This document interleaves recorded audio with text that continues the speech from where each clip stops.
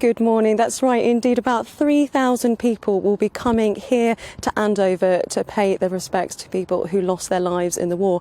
And I'm joined by Duncan Powell, who runs the Andover branch of the Royal British Legion. I know you've got a very busy morning ahead of you, so thank you so much for giving up your time today. I mean, firstly, what are the logistics with getting 3,000 people? We've got the St Mary's Church to my right. We've got this area here in front of your local monument. I mean, it's an enormous operation, really, and you're organising it. Well, we assist Test Valley Borough Council to organise things. Sharon Goodridge in the Mayor's office, she does a lot of the background work in inviting people, and we're supported by 22 Engineer Regiment, Royal Engineers, and the Army Air Corps from Middle Wallop.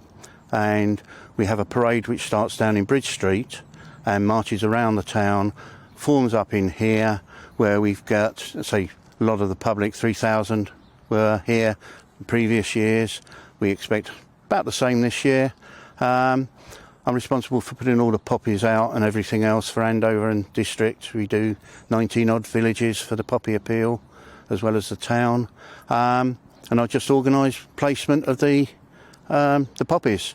And what's so important, I always find, with Remembrance Sundays, yes, people will watch it on the TV and will watch what's going on at the cenotaph, but in every village, in every town across the country, there are wonderful monuments like this, individual cenotaphs, which just show that whilst, of course, in major cities there's always big parades, but actually it is a local issue, and these are local towns. Whole swathes of young men would go off to fight when we look back to World War I, and it is very much a local way that people do show their respect.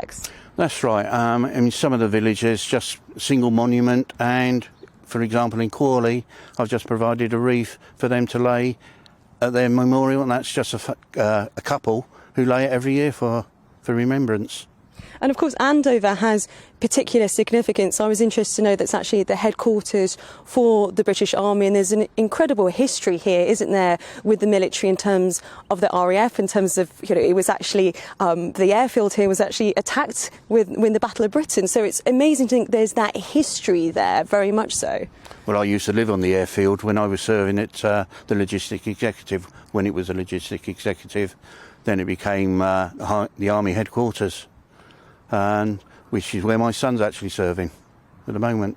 Now, I'm going to have to, before we go, just ask about the medals, because I have had a very quick lesson before this interview. Now, knowing that they're on your right-hand side means that they belong to a relative. So I know you're from your father, and these are your medals. Do you want to just very briefly just tell sort of, is there one in particular of your father's that you'd like to talk about? Well, you've got the 1939-1945 stars, the War in Europe, the General Service Medal for Palestine and Malaya, as opposed to Malaysia as it is now, and the undetected crime. In his day it was 21 years, mine was 16 years.